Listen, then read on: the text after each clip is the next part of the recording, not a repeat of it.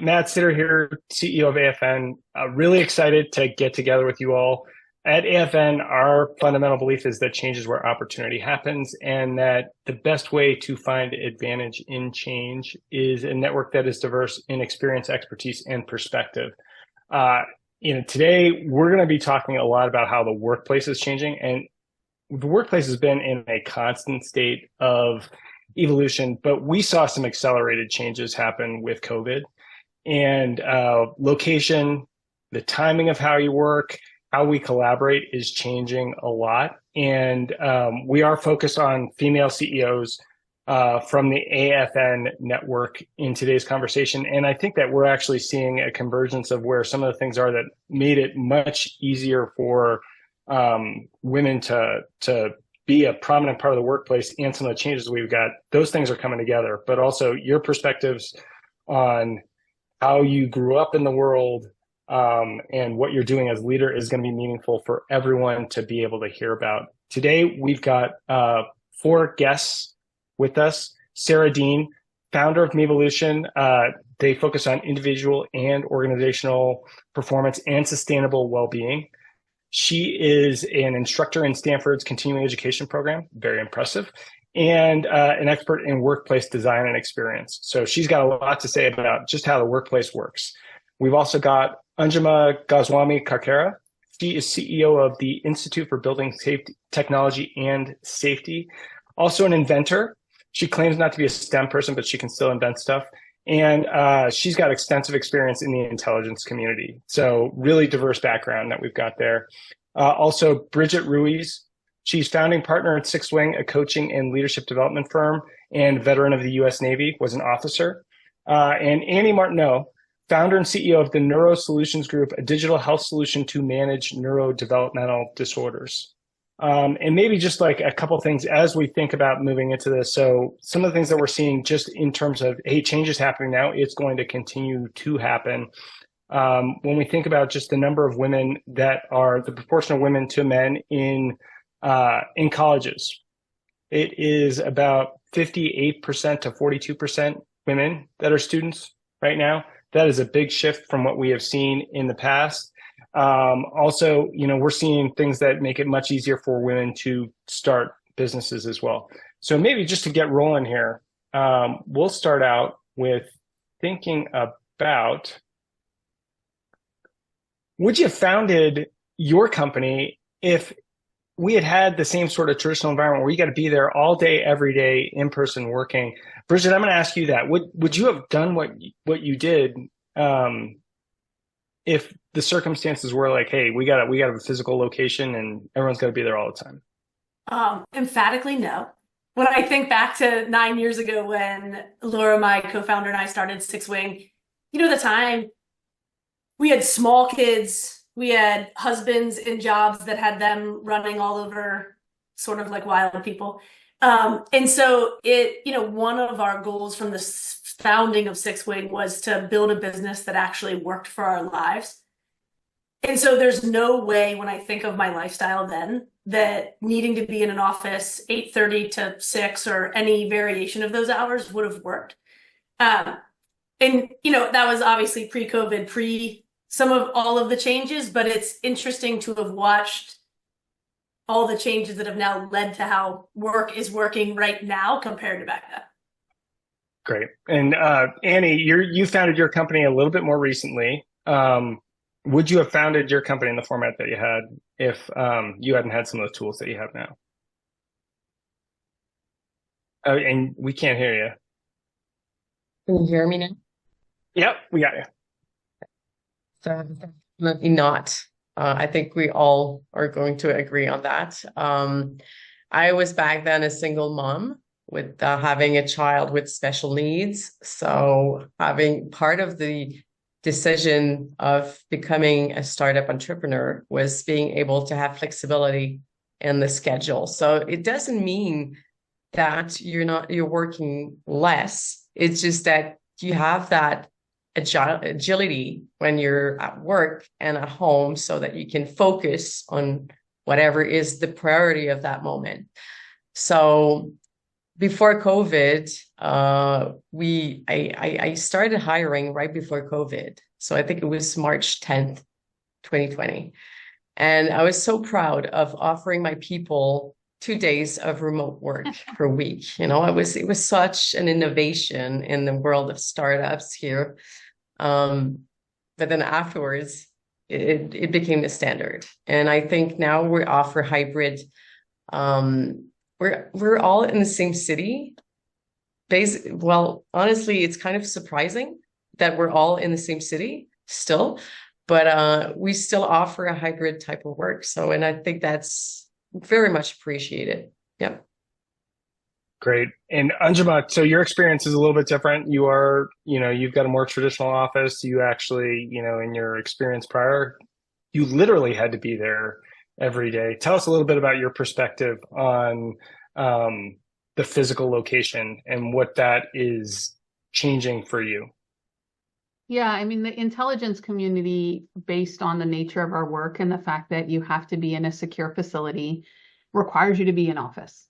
It has always been one of those things that came up. We always have to be here. You got your cafeterias here. You eat here. I mean, in some cases during furloughs, it's like, how are we going to get people to sleep here? So you're all in that facility, and it was painful, but the mission sort of forced you to keep doing it.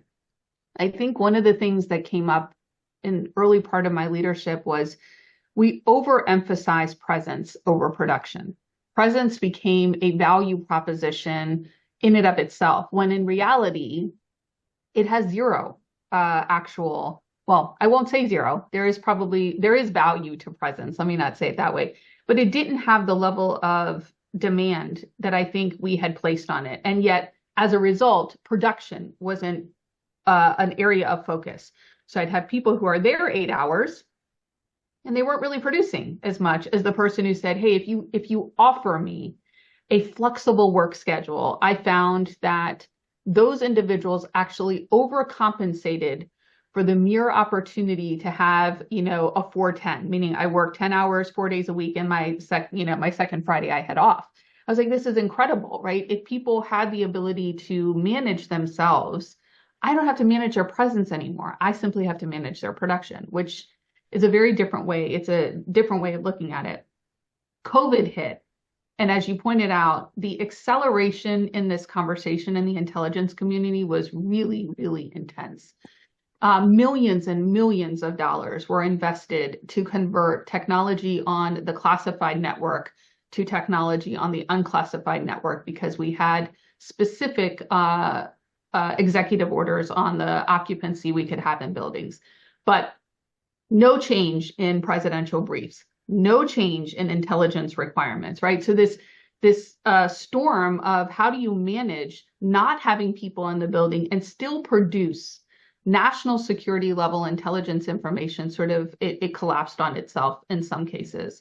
And that's when it occurred to me that the world that we're living in and the world that we'll live in moving forward, as it specifically relates to the intelligence community, is going to become dependent on us not having to be dependent on a location and being able to capture the talents that people bring to the table and not make it that way. So it was pretty profound. It was a profound change for me. And I had both of my kids in the intelligence community.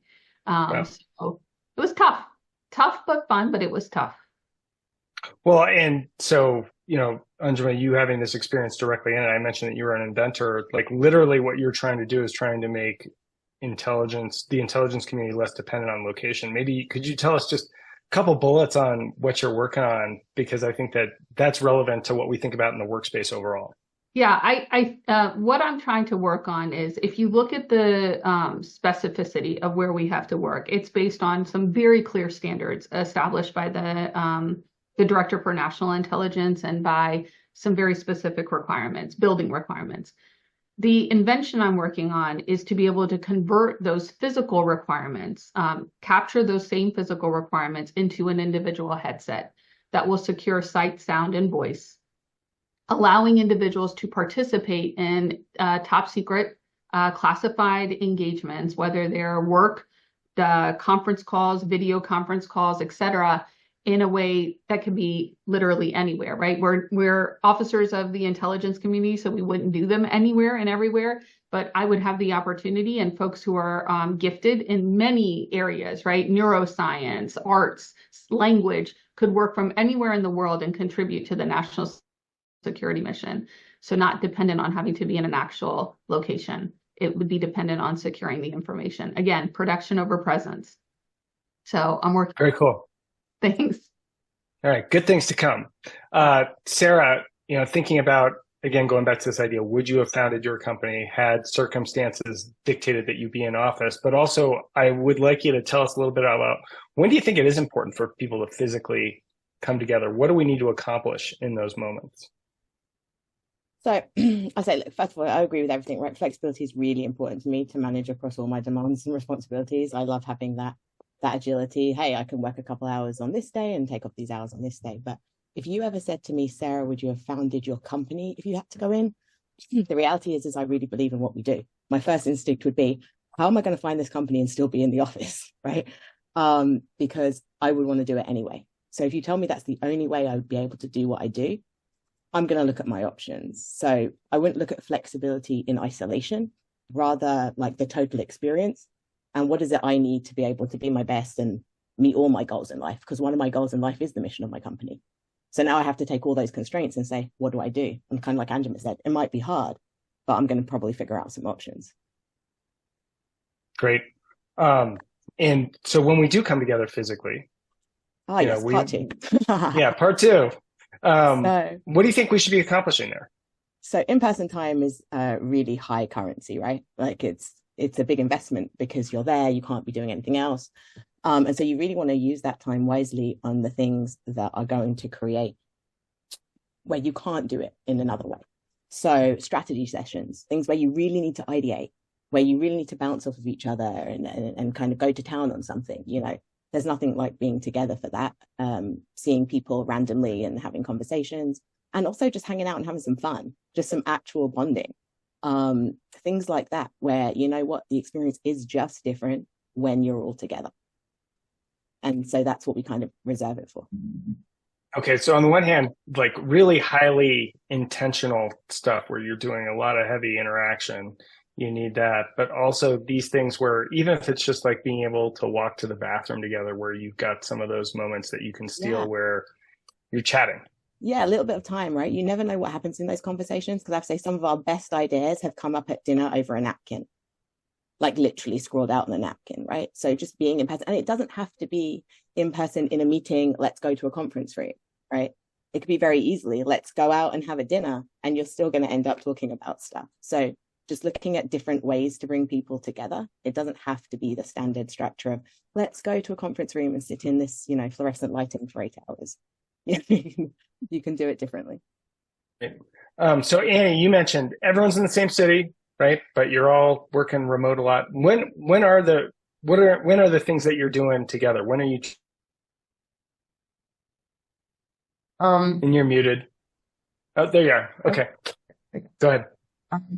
It's funny. I just want to echo what Sarah just said. I had a colleague of mine once said, "I love coming to work physically and being there physically, but at the same time, I feel like I can't because I'm being less productive."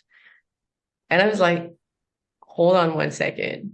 This is completely insane. I'm the CEO and I don't agree with what you're saying. You're coming to work because you want to know your coworkers and because you think it's important for me to know who you are and how you interact with your colleagues, because we're a startup and we're growing. And how am I going to get to know you if I never see you? I'm not going to create a virtual meeting in order to better know you. It doesn't work like the bathroom or the coffee machine setting, like you don't, as Sarah said, you don't go to a conference room just to, hey, let's chat and what did you do this weekend? It just doesn't happen. So anyways, I thought that was a super funny thing. People don't understand the purpose of showing up and being there for each other and knowing each other. So what do? We always have at least one day a week that we all come to work. It's not an obligation, but people come, so which is great. So I guess because they like it.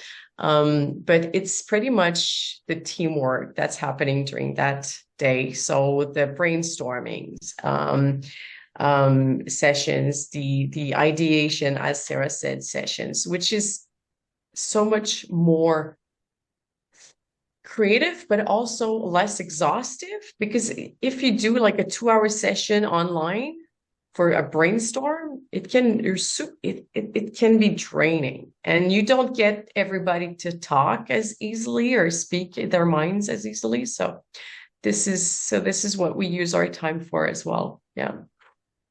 Well, and we do see that certain companies are demanding that people are back in the office all the time. The reality is that many of the companies that are being founded today and going forward are going to be remote in some way. So the workforce is going to continue to demand this. So there's still more work to be done in terms of figuring it out. Bridget, when we think about, keeping employees motivated and productive in this environment where, hey, we're not always going to be together, we're going to be remote, and you have some distinct geographical separation between the people that you work with. How do you keep them motivated and productive in that environment? What are the specific things that you think about? I think we aim to hire or, to have people join our team for a few reasons. And one of the traits is you're a highly motivated individual who's really grateful and valuing this environment. And so there's some inherent motivation in, I get to join a team where I do work I love and be able to balance my lifestyle in a way I want. And like you said, Matt, we're geographically dispersed around the country. So I think part of it is in picking the kind of people who thrive in that environment, because not everybody does. Some people thrive better when there is the focus of driving to the office and being there all day. And then the thing we work really, really hard to do is to make this a great place to work.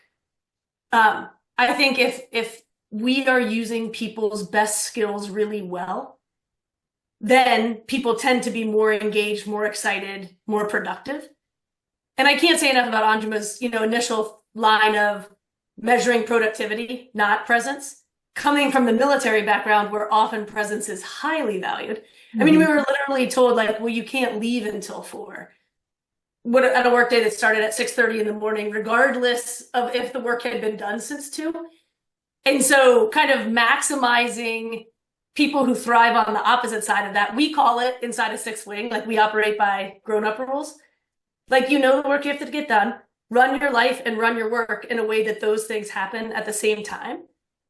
And that's the expectation. Great. Matt, well, I wanted to comment really quickly. Go ahead, please. Just a couple of things that come to mind in this changing environment. Some of the things that I've noticed are, 2. One, the hard skills and soft skills that we need of people. You're kind of asking about motivation.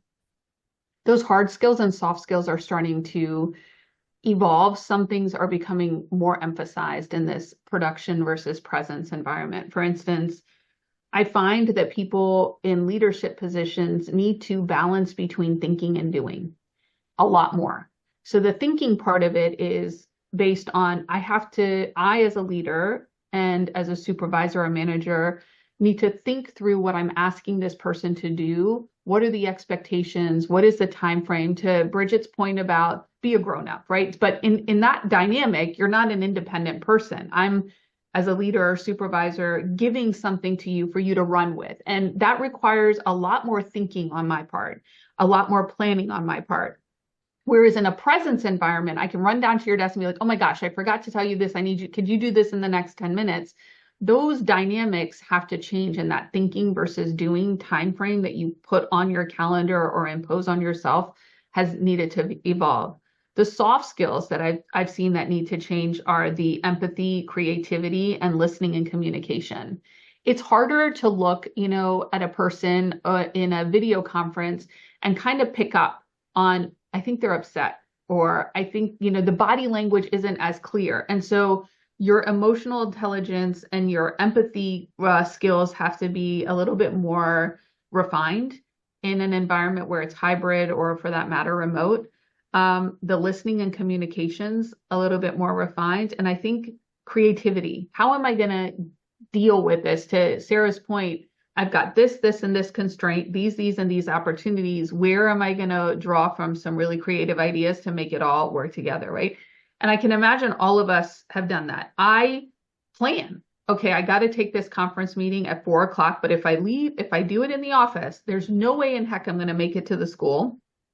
So I know exactly what parking lot I'm going to go to. I know which one has the best signals. I'm going to do it in the parking lot, which is 5 minutes from the school. I did both. I feel good to go. My kids got picked up when they needed to. I didn't sit in traffic, right? So that level of thoughtfulness and creativity, I think I find myself looking for those type of people more and more in the organization. And your skills are what they are. It's that rest of the stuff that will make or break in an organization that I think needs to work in a hybrid environment.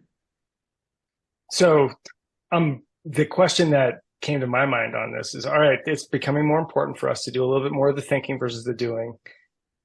We can't just tell people, you know what, you really got to just think more. How do we help them develop that? Anjuma, like how do we actually encourage them or help them build these skills? First of all, it's modeling. So, I tell them very openly, there are parts of the month where I'm not taking any meetings on those days. It's not an exclusive, right? If you have customer requirements, but I don't do it for a particular reason. I lay out my entire year calendar, all my quarterlies, everything. I put them on the calendar during that time. So my leaders are coming to see, okay, this is a good thing. I know that in, the last week in July, I'm going to have my quarter review, our project quarter review. I can start planning backwards. And I say it out loud, plan backwards from that, right? Give yourself some time. So I think some of the modeling starts to help them going, okay, I'm not just going to do from day to day. I need to start planning and organizing. I also say, I will never expect from you what I can't do for you. Again, part of modeling. So if I can't figure it out, I'm not going to expect you to figure it out either. That's just as you go up in the food chain, I think you're just it's more incumbent to be a servant leader. So if I can't figure it out, I guess I've got to wait till I do before I ask anybody else to do it. So modeling, I think, is a really, really important way to demonstrate, how does this work? How can you do this for yourself and for others? And then I'm very open, transparent. Hey, I can't be here today because I need to do this. And that's okay for you to be able to do the same thing if you need to. Do you need me? I'll send messages. Hey, I see you got to be out for whatever the issue is. Is there anything that I can do to help? So a lot of it is truly, truly just modeling. What I want for myself is what I want to give for everybody else. Great. Okay. So we're saying, show them what people to develop a skill. We're giving this example of what you should do. What else can we do to help them develop those skills that are necessary to thrive in this environment? Sorry, that was for Sarah. Sorry, Matt, you cut out for a second. I didn't even hear my name. Yeah, I'm sorry. Sorry, can you, you were like frozen for a second on my screen. What was the question? Yeah, so. Oh, he's frozen on my screen again. Can we do? It's not, no one wants me to answer this question. I don't know what it is. I'm going to try one more time. We said showing what right looks like is an important way to help develop these skills. What else can we do to help people develop the skills that are going to help them thrive in this environment? And I would say both from a leadership and from, people who are, let's say, aspiring leaders perspective. Yeah. So something about skills development that always is fascinating to us is that people focus on building a lot. Like, let's build this skill, let's build that skill, right? But you also need to be able to remove people's blockers to those skills. And so you need to pair these things together, just like a good wine and cheese, right? The reality is you've got these managers, for example, let me give you an example. Managers happens all the time, right? They become managers, they send them to management training, take active listening. Really important, right? They go to this great training, they learn all about what active listening is, and then they just can't do it. Right? You've got someone that's got mental distractions. No matter how much they read and practice in the training, they're not going to be able to actively listen. That is a mental habit that detracts away from active listening. So if you really want to grow the skills for the human skills, resilience and all this great stuff, you need to pair the growing of the skill with the removal of the blockers that work against the skill. And that means you have to go down a layer. You can't just stay at the top layer. And that's kind of what we found looking at it. And then there's a couple of things you want to focus on, right? You want to demonstrate you care about them as a person and their success. So you're mapping the relationship between what they're learning to them as a person and success. They're going to be highly motivated to do it then, right? You want to make sure it's, hey, these are the skills you need to be your best self, because then guess what? Their best self comes to work too. They can't switch that up, right? And removing roadblocks. What does that look like? Roadblocks to their work so they can do their best work. And then the other part is, what skills do you need to build to uphold your psychological contract with your employees, right? The psychological contract is the unwritten contract of employment. It's understanding their expectations and being transparent with your expectations. It covers almost everything like fair compensation, flexibility, development. Do they feel valued, seen, and heard? Like, that is an unwritten contract between us. And so what skills do you need to really be able to uphold that in whatever working environment you've got? So, sorry, that was an awful lot to the question that I didn't hear 3 times, but as you can tell, I like talking about skills building. I knew it. We are going along this career development path, so we're going to keep on pulling on this thread a little bit longer. And thinking maybe about your own personal experiences around career development. Annie, what was one of the experiences that you had that was really relevant and helpful for you in your own development that you're saying, hey, I want to be able to repeat that for the people that work for me? I would say being able to identify the limits of, especially in remote situations where you get in front of your computer at 6:30 a.m. and you leave it at 9 p.m. Well, my kids are older now, but you have to draw a line that is super important. And I don't know who's talked about that. I think it's Anjuma, but you have to be able to praise by example and say, hey, I'm not going to be working on Saturday, and plan ahead so that you can get your Saturday off, because you have the right to take your Saturday off as a CEO as well. But I think the mentalities are changing. It's all about, and everybody says it all the time, but I think it's true. Work smarter, not more. Or I mean, we have all of these tools to be able to help us, but turn down your notifications so that you have a life and you disconnect from all of these devices, because otherwise you're not going to be able. But I do recommend my colleagues to turn off the notifications and on their cell phones, or they're having all these meetings and you can actually see them answering all of these messages. And I mean, you're not focusing, and this is not efficient. So I think that's something that I really practice. I don't have any notifications on my cell phone. Everybody knows if it's an emergency or you need to talk to me, call me. That's the only sound that will get out of that device. Other than that, you're going to have to wait until I get that notification when I'm on that tool, whether it's Slack or an email, or etc. But I think that's something that technology brought to us. Like, you have to be super spontaneous in answering right away. But a lot of the times I feel like people are putting that pressure on themselves. And I don't think it's a good thing. So especially in work environments. Well, we did design these tools to be able to get your attention.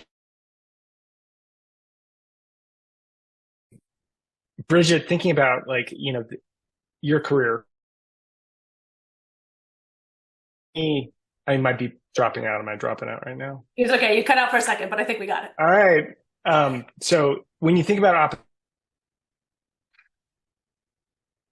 I guess it's happening again. Am I back? We got when you think about opportunities. Keep going. Yeah, keep going. We think this about is great. Tahoe's a beautiful place, but the internet doesn't work as well here. So what would you like to have been different about your career development that you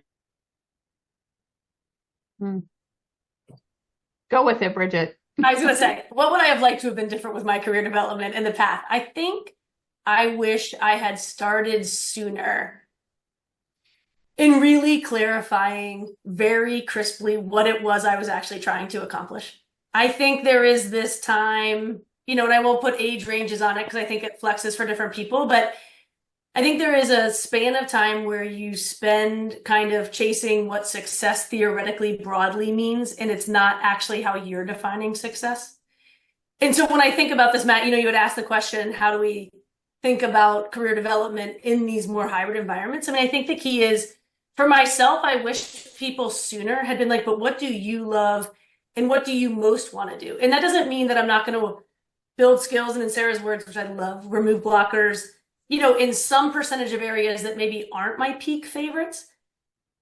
But that should be the minimum, not 50% or 60% or 70% of what I'm doing every day. So I wish I had slowed down, whether it was myself, or it would have been really helpful if somebody more senior had started those conversations with me, rather than assuming that either their definition of success or the broad definition of success was what I definitely wanted. Because I think there's a million buzzwords we could say about the fact that career success and all of those things, like everything's changing so fast right now. So what's really the life I want to be living, and what is the professional, meaningful aspect, of contribution I want to be making in my professional life?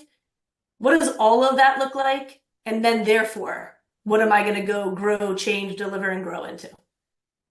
Matt, can I answer that question too? Because I think for me, it came up recently. I was thinking about that. What would I have done differently in my career? I wish that I had taken a greater interest in my network earlier. Mm-hmm.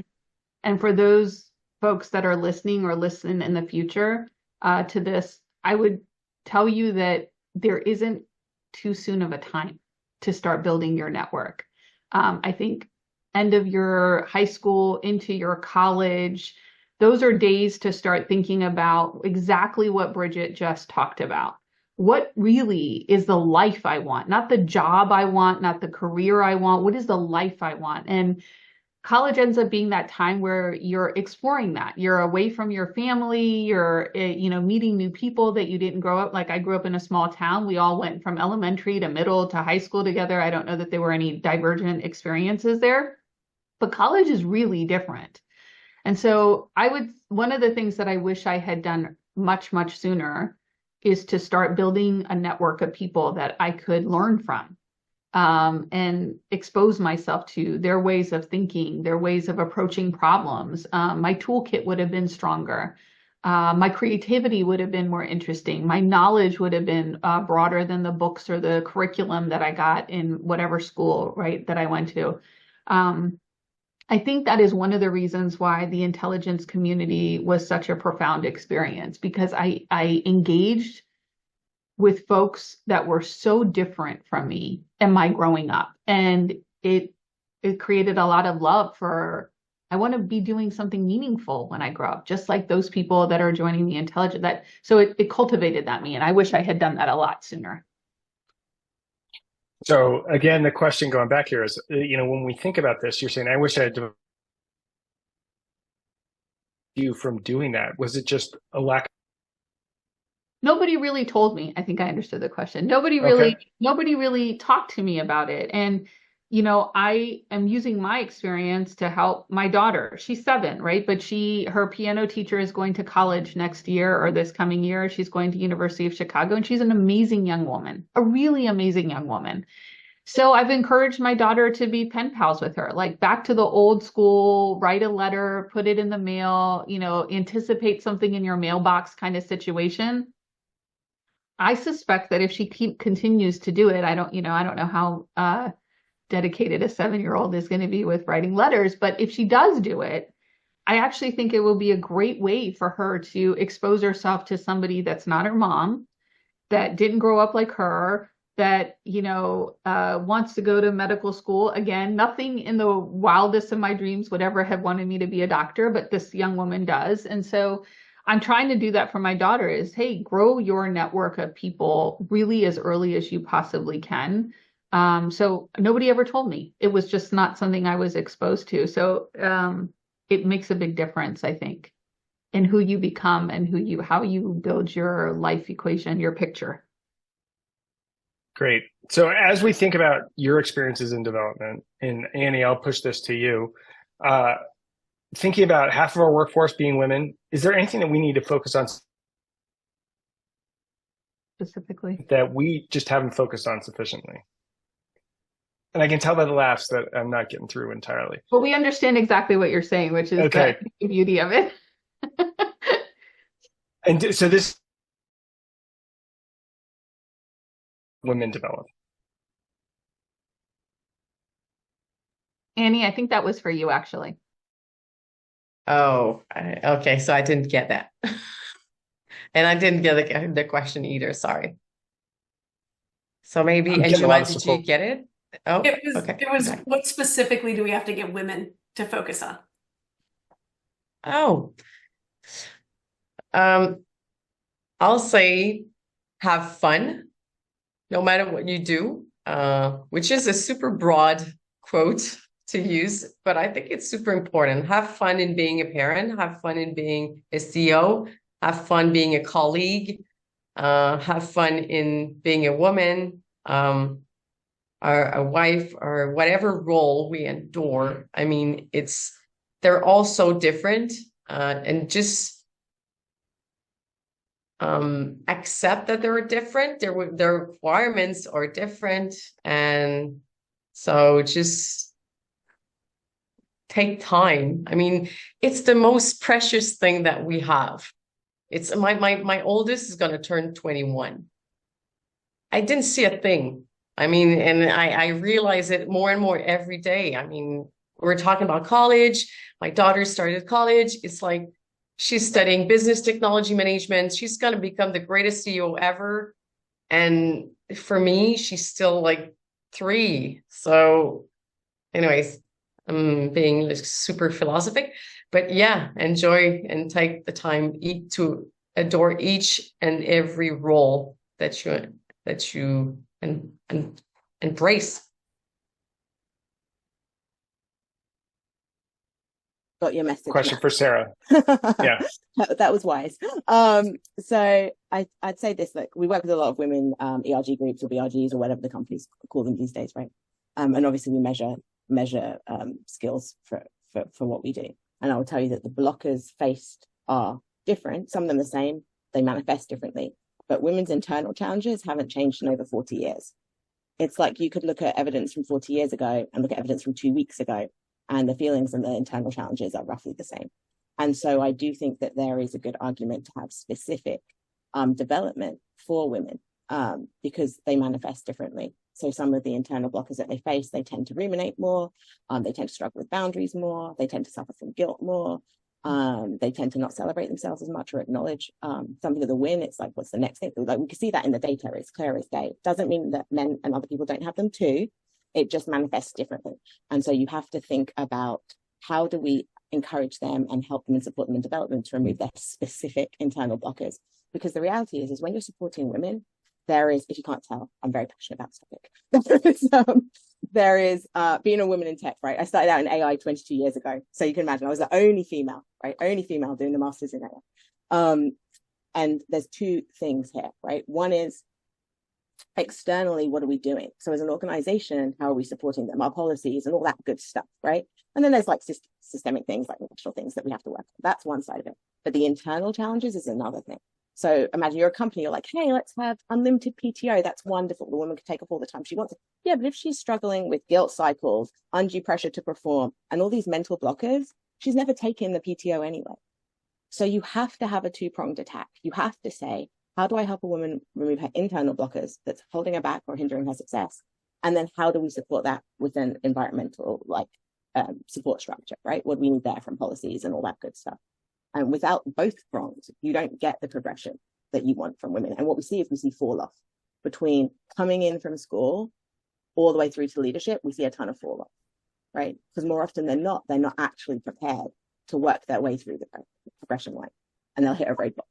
On the infrastructure piece that Sarah is commenting about, I think it's super important to understand that is, I'm not surprised in the least bit that the struggles for women 40 years ago are the exact same ones, because the ones she just listed are the ones that I have. I had them yesterday. I had them this morning.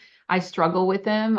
You know, I have a very successful, caring husband, but I struggle with what am I supposed to do more of? What's he supposed to do more of? What am I allowed to ask for? Maybe I'm not supposed to ask because I'm supposed to be able to do both. So all of those things happen to me constantly. And one day I decided to read a book, and it was Indra Nooyi's book about how she became like this, you know, the Pepsi CEO. And I was just all jazzed. I guess in my head, I had created this notion that I was going to learn how to make all that work. And it was both, it was like a deflated balloon because I wanted her to give me the answers of not having all of those issues. But yet in her book, she has all of those issues. She talks about every single last one of those issues on her rise to become the CEO of Pepsi. She also talks about the wealth of support, right? To Sarah's point about infrastructure and people and who you tag on. The one thing I will say to women out there is I'm not one of those people who believes that you can have it all. I believe that you can have what you want to have. And so there is a part that you have to sit down with yourself and then affirm, this is what I want. I want to be a professional woman and I want to be a mom. And the days that I choose to be a professional woman and it wasn't what I thought, you know, the typical mom is going to be, I have to be okay with that. I have to find a way to affirm that for myself. I'm not going to get it from anybody else, just like I thought I was going to get it from this amazing book. I mean, I love her, great book, but it didn't do what I was hoping because it can't. And I learned that in that process that I've got to choose my own compromises and 100% be okay with them. Be willing to say, yes, Arya, yes, Isha, I didn't go to that. And here's why. I chose this and I'm okay with that. And one day you're going to have those choices too. I want you to be okay with them just as much as I was. And that is a hard, I don't know, that 1 + 1 = 2 equation is a very hard thing, I think, for women to create for themselves because we believe that there's another number in there that someone else gets to dictate. And we have to wrap ourselves around that number. And there really actually isn't. We do get to make choices. So. Great. Well, and I want to respond to like, okay, we're saying men provide an opportunity, or like, should we be educating men? What's going to land? Love the frozen face there, though. That was a good one. It was a really good expression, Matt. That was really good. I'm glad we got this on video. I'm so happy. Matt, I think your question, though, just to jump in, because I think we all probably, I want to like pair together what everyone's saying. You know, I think we all want to acknowledge that these challenges exist for men too, right? They're trying to balance. I think, you know, we want to hear all of Sarah's research about what most consistent blockers are for men. Some are a little different, some are shared. And I think the world would be better if we all educated each other on everything. The reality is right now, and I'm a mom of 3 sons, you know, I do a lot of, let me balance the testosterone in my household with getting you guys to think about some of these things. The structures that have existed from on old have historically disadvantaged women. Things are changing really fast for all genders right now. And so we have a responsibility to all do our best to learn, you know, what is the cultural pieces happening, what's happening inside of people. But I can't sort of emphasize enough how much I agree with both Sarah and Anjuma about it still comes down to what's inside of you that's getting in your way. And that's going to be different for all of us based on the family we grew up in, the messaging we got. You know, and how do you make peace with that moment when 2 of your values are in conflict? Like, I want to, you know, make an impact on the world through my professional life, and I also want to make an impact as a mom. How do you make peace with that moment? That's your internal work.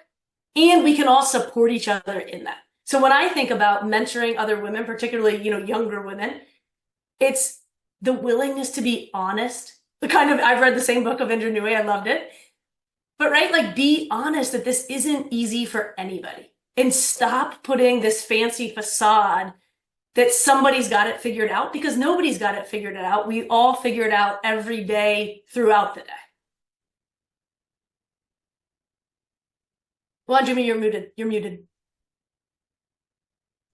when I was the deputy chief of staff in the intelligence community, I thought I was going to get a lot of questions about being in the front office and all this stuff. I got more questions about how did you manage to have 2 children in the front office and still keep this job?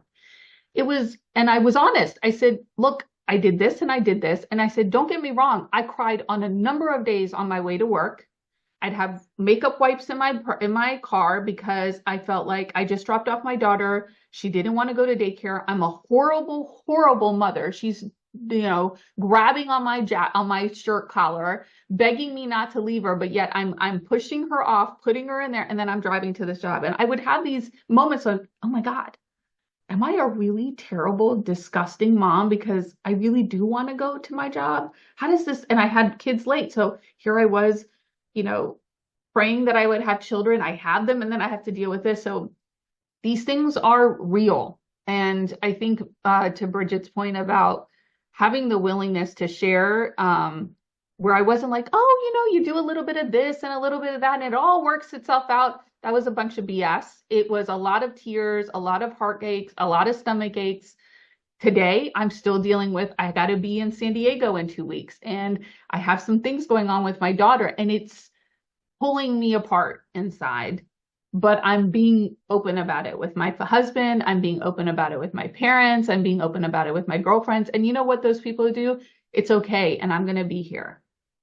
And when it's for them, you do the same thing. So you have to expand the people and your village of people that you bring into your world that are willing to help you be who you want to be. It's not easy. And so I do think what Bridget's point is, you have to be willing to be transparent with yourself and have the courage to be transparent with others. And that's part of mentoring people to say, hey, it wasn't easy. Let me tell you. And then each moment that we change things and we demonstrate that I was able to do this and that, you give tools to others to, hey, this is what I did. This is how I managed that. This is the kind of tricks that I played. And these are the things that I did with my kids 2 days before that made them feel fulfilled and made me feel fulfilled so I could be away. So you share those, you have to share them, and you get some from others. And then you just keep moving forward. It's a one step at a time. And I 100% agree with dads are dealing with the same thing. They're finding themselves wondering, did I miss a whole chunk of my child's life because I sat behind a computer and rose to CEO, vice president, whatever? Did I miss it? And they don't necessarily want those experiences. So they're looking, they actually come to women to get mentored on how you do it so they can replicate the same example, because they want to take 5 months off when their child is born. They're like, well, how do you do that exactly? Did you miss this? So I've had actually men say, well, how exactly did that work? What exactly did you say to your bosses? And it's fascinating. It's great. But they're thinking about their life and their purpose differently as well.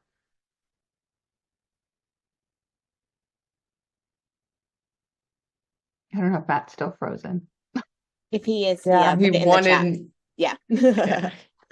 I can jump in on Christina's question about the soft skill training program. What we did when we realized that was going to be our new setup, our framework environment, we asked our people, what do you like about the remote setting, and what is it that you don't like? And part of the frictions just came out, like communication issues, when people interrupt me, or the back noises. So we kind of started from there to set up rules about how we want our remote environments to be built, and continue building them, because you onboard new people and you want them to know and have that kind of, I'd say, standard. But I think communication, and if you don't do that, if you don't set boundaries or ask your colleagues or people what frustrations they have, I think it's just the burdens are going to get bigger and bigger. And it's frustrating when Matt, I'm going to use your example, your network example. Well, you know, when you're talking with someone and they have bad network, it is like it can be a little frustrating. So how you've started using the chat channel, which is great, right? So that you can compensate on that. So this is just an example of things that can lower these burdens, and because it's part of our environment. So I think we didn't do a soft skill training program, but we did these reach out to our colleagues and so that we can know what the frictions were, and we started it from there, and we built we have a remote policy that people sign up for every time we onboard a new colleague, and so that they know what they're being set up to. So that would be my advice. To the thing that Annie just said, I do think that asking your colleagues, the way that we approached it is we asked what the soft skills of various levels of our teammates should be. And then it was incredible. 98% of the workforce voted. They voted on the ones that they thought. There was a lot of consistency in those types of soft skills that they wanted people to adhere to. So I think, the listening, the ethics, the communications, the team building, and we had definitions for all of them. So they voted for them. Those are now part of everybody's performance evaluations. So they get evaluated not only on what they do, meaning the hard skills, but how they do it. And that's the soft skills part. And we also have a remote policy, and it includes, I got to the point where I joined a meeting and 2/3 of the meeting, the camera is off, and I'm like, I've had enough. I cannot, right? I want people to be hybrid, but this whole camera off thing in a circle with a letter in it, it's not working for me.